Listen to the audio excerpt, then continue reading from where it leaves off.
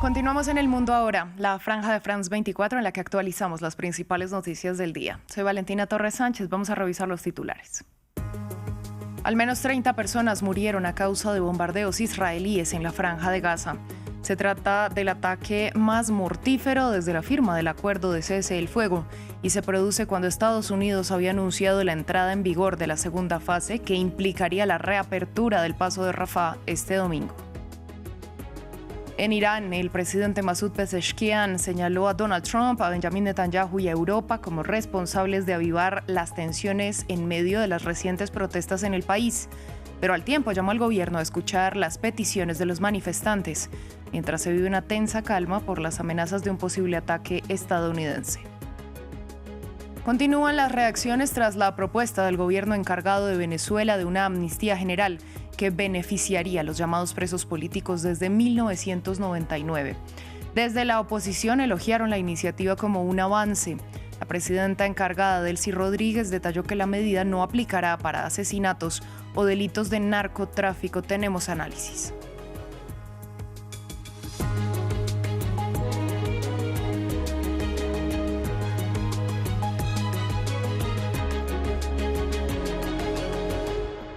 Comenzamos este informativo hablando de Gaza. Son al menos 30 los muertos por ataques israelíes en el enclave palestino. Los bombardeos, los más mortíferos desde que se firmó el acuerdo de cese del fuego, fueron perpetrados en Ciudad de Gaza y Han Yunis. Esto mientras que Estados Unidos anunció la entrada en vigor de la segunda fase de este proceso de alto el fuego, que implicaría la reapertura del paso de Rafah este domingo. En medio del frágil alto el fuego, Israel llevó a cabo sus ataques aéreos más mortíferos de las últimas semanas en la franja de Gaza. El alto el fuego es una farsa, pero en realidad no hay ningún alto al fuego. En realidad hay ataques, hay mártires, hay heridos, hay destrucción. Esta es nuestra situación como gazatíes. Estábamos durmiendo en nuestra casa y era un lugar seguro, no había nada allí. No había combatientes alrededor ni armas. La mayoría eran niños que estaban dormidos. Un bombardeo contra un centro de policía de Hamas y apartamentos en Ciudad de Gaza, así como otros ataques contra tiendas de campaña en Han Yunis, mataron a decenas, según autoridades sanitarias del enclave. No hay alto el fuego. ¿Dónde está el alto el fuego? Pueden ver a los mártires con sus propios ojos. Una familia de 10 personas, la mayoría niños y personas mayores. Solo oímos hablar del alto el fuego, pero en realidad no existe. Tel Aviv afirmó que los ataques eran represalias a un incidente ocurrido el mismo viernes, cuando tropas identificaron hombres armados saliendo de un túnel en Rafah, en el sur de Gaza. Tanto Israel como Hamas se acusan mutuamente de violar el alto el fuego. La siguiente fase del plan de Trump incluye cuestiones complejas como el desarme de Hamas. También contempla una mayor retirada israelí de Gaza y el despliegue de una fuerza internacional en el territorio palestino. Incluiría a una reapertura limitada el domingo del cruce de Rafah, fronterizo con Egipto. Seguimos con noticias de Medio Oriente. Este sábado reapareció el líder supremo Ali Khamenei después de semanas desaparecido en medio de las protestas marcadas por la represión y de las renovadas amenazas de Estados Unidos de abrir un conflicto con Irán. En tanto, el presidente iraní volvió a culpar la injerencia externa del derramamiento de sangre en las movilizaciones, mientras la población aguarda con incertidumbre los próximos acontecimientos. Marta Moya con la historia. Señales que evocan una tensa calma un día más tarde de que Donald Trump dijera que Irán... Puedo decirlo, quieren llegar a un acuerdo. El líder supremo de la República Islámica, Ali Khamenei, hizo su primera aparición pública tras semanas de protestas, represión y amenazas. Junto a su hijo, ambos estuvieron rezando a la tumba del fundador de la revolución iraní, el Ayatollah Khomeini, una imagen de unidad, en un momento en el que el régimen, según Washington, está en sus horas más bajas desde 1979. Por su parte, el presidente del país persa volvió a denunciar la injerencia externa durante las movilizaciones, aunque hizo un llamado a escuchar los reclamos sociales. Ya sea Trump, Netanyahu o los europeos, todos ellos buscaban provocar, crear división y armar, y arrastraron a una serie de personas inocentes con esta corriente. Las echaron a las calles y las incitaron a que este país debía ser destrozado, para crear conflicto y odio entre la gente, para crear división. El jefe del ejército iraní, Amir Hatami, declaró que sus tropas están en estado de máxima alerta. Las Fuerzas Armadas de la República Islámica de Irán cuentan con filas y filas de comandantes, generales, oficiales y soldados que defenderán este país hasta el último momento. Y en Teherán, vallas publicitarias con ataúdes y banderas de Israel y Estados Unidos acompañan la consigna «Cuidado con sus soldados». En paralelo, un buque de guerra estadounidense permanece en el puerto israelí de Eilat. Y en los últimos días, el portaaviones que encabeza la Armada de Washington en la región recibió nuevos insumos en el mar Arábigo. Mientras el canciller iraní clamó por unas negociaciones de igual a igual, sin amenazas, la incertidumbre carcome a una sociedad ya hostigada por la depreciación de la divisa local y la inflación. En Pakistán, este sábado, al menos 88 personas perdieron la vida en medio de enfrentamientos entre la policía, el ejército y los separatistas armados de Baluchistán. Al menos 10 de los asesinados son civiles. Los hechos se registran luego de que ayer murieran 41 militantes del grupo separatista en medio de redadas de las autoridades. Ampliamos en el informe. La bautizaron como Operación Herov y se trata de una contraofensiva llevada a cabo por el Ejército de Liberación de Baluchistán en 14 ciudades de la región suroriental de Pakistán. Ahora decenas de víctimas mortales se agolpan, fruto de los combates contra los efectivos del gobierno. Escuché el sonido de los disparos y en cuanto mi primo salió de casa, le alcanzó una bala. En Zairab, donde vayas, encontrarás a estos atacantes, como si nadie les obligase a rendir cuentas. Por ello, la huida de los habitantes de esta región vino en masa. En la mezquita se anunció que todos debían marcharse el día 5, así que todos se marcharon. Un anuncio que, según los damnificados, vino del gobierno ante las tentativas del ejército pakistaní de intervenir en la zona. Pero según Islamabad, la evacuación se da por factores atmosféricos. En todos los valles a lo largo de la frontera afgana, unos 6 o 7 valles, hay fuertes nevadas y comienza la migración. El ejército ha suspendido las operaciones de inteligencia durante años. No se prevé ninguna operación allí. Esta migración es un asunto rutinario. Una presunta operación por parte del gobierno que deja hospitales llenos y éxodos. Desde hace 2 décadas, Baluchistán es escenario de una insurgencia que lucha por la independencia de la región, limítrofe con Irán y Afganistán, rica en minerales. Pero hasta este fin de semana el conflicto no había cruzado una línea tan mortífera. Cambiamos de tema, vamos a Venezuela, donde hay expectativa luego de que el viernes la presidenta encargada anunciara ante la Asamblea Nacional una ley de amnistía como parte de un proceso para, según ella, unir al país y cerrar heridas. Una normativa que beneficiará a los llamados presos políticos desde 1999. Al tiempo, informó del cierre de la polémica prisión del Helicoide, que será transformada en un escenario deportivo. Esto cuando se informó extraoficialmente que llegaría a Caracas la encargada de negocios de Estados Unidos, Laura Dogu, para comenzar el proceso de apertura de la misión diplomática del país en Venezuela. Para analizar este panorama, conectamos con Rubén Chirino Leáñez, él es presidente de la consultora venezolana Meganálisis.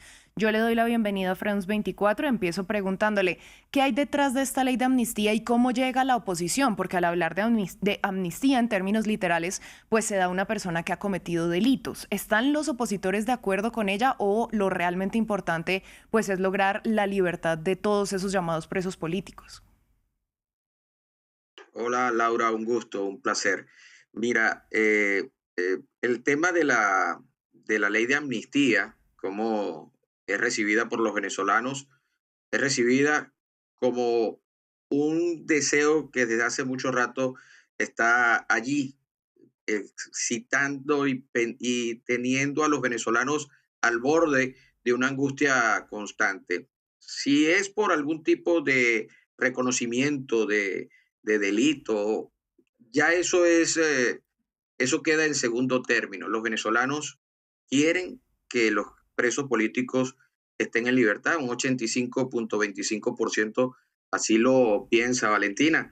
Los venezolanos desean que se desmonte el aparato represor, amedrentador, que desde la estructura del régimen se ha desplegado por muchos años. Es visto como un retroceso de este aparato. Esta ley de amnistía llega en un momento importante para el país. Denota, obviamente, que hay fuerzas muy grandes que hacen que un sistema de gobierno que hasta hace poco, 3, 4 semanas, estaba completamente atornillado en el poder, desatado en los temas de persecución y represión, de buenas a primeras, y obviamente no es de buenas a primeras, es bajo una gran presión de los Estados Unidos, debe implementar una ley que también coloca pues, en un cuestionamiento profundo dentro de lo que es la visión del chavismo, la figura de Diosdado Cabello, quien ha sido el abanderado de mucho de este temor que hoy ha envuelto al país. Llega un momento crucial, llega en un momento clave, denota la gran debilidad y fragilidad que tiene el chavismo frente al poder de los Estados Unidos, satisface un deseo importante de los venezolanos, 85.25% de estos desean estas liberaciones, nutre un ambiente de posibilidad de expresión de muchos venezolanos, llena el escenario político de voces que han estado detenidas, llena el escenario militar de militares que han estado detenidos.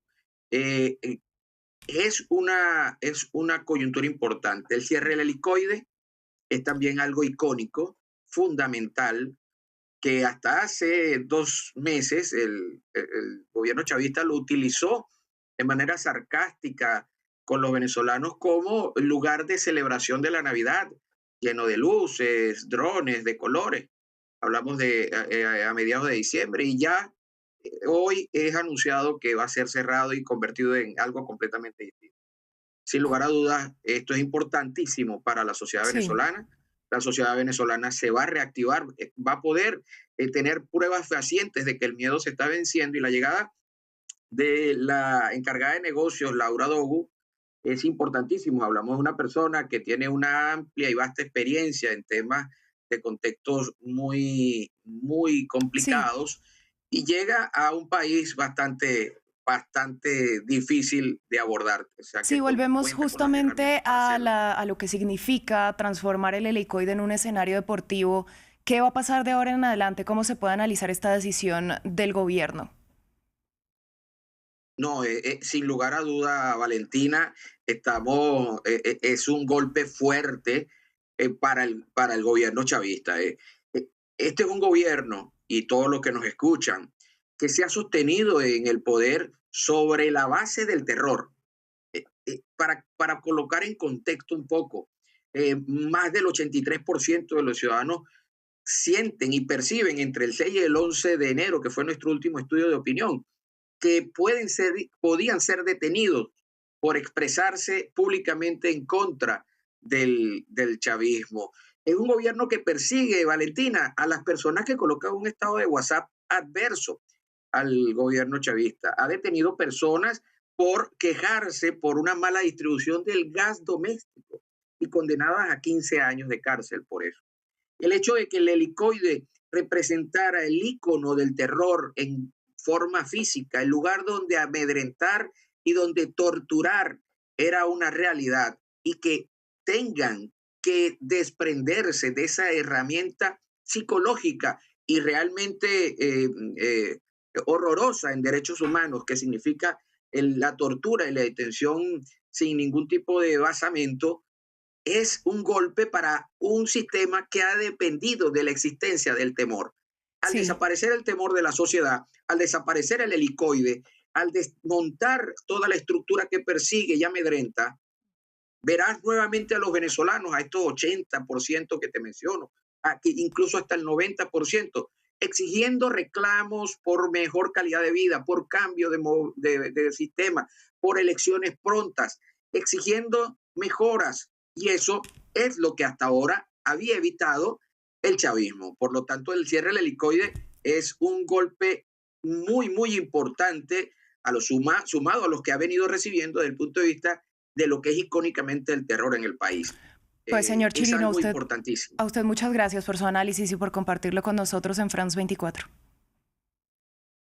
Gracias, Valentina. Un gusto, un placer, que esté bien. Nosotros justamente vamos a estar muy pendientes de lo que pasaría con esa normalización de las relaciones, con la posible llegada de Laura Dogu, la enviada especial estadounidense, para reabrir la representación en Caracas.